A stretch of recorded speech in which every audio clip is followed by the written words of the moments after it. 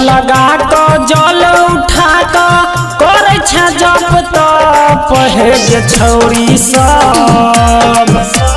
Makeup लगा क जल उठा क करे छ जप तप हे गे छौरी सब। हे गे छौरी सब कोन छौरा ला करे छ व्रत हे गे छौरी सब कोन छौरा ला करे छ व्रत।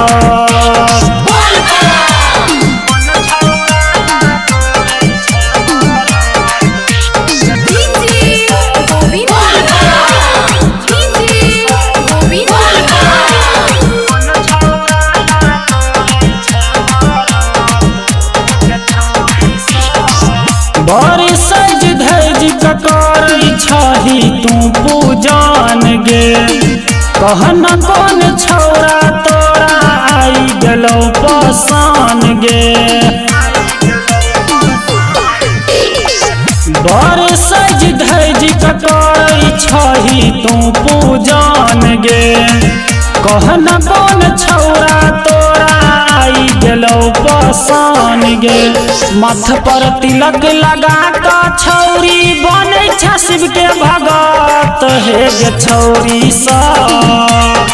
हे गे छौरी सब कोन छौरा ला करे छ व्रत हे गे छौरी सब कोन छौरा ला करे छ व्रत।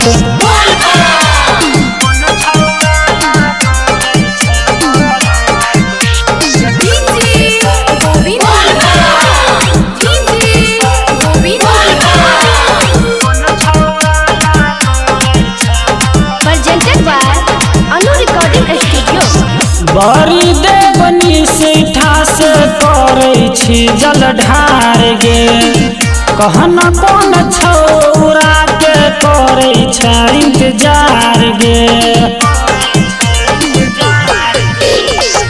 बड़ी देवनी सीठा से करे छी जल ढार गे आ कहन कौन छौरा के करे छ इंतजार गे। कहे छो शंभु रंगीला गे छौरी करे नहीं एना लटलट हे गे छौरी सब।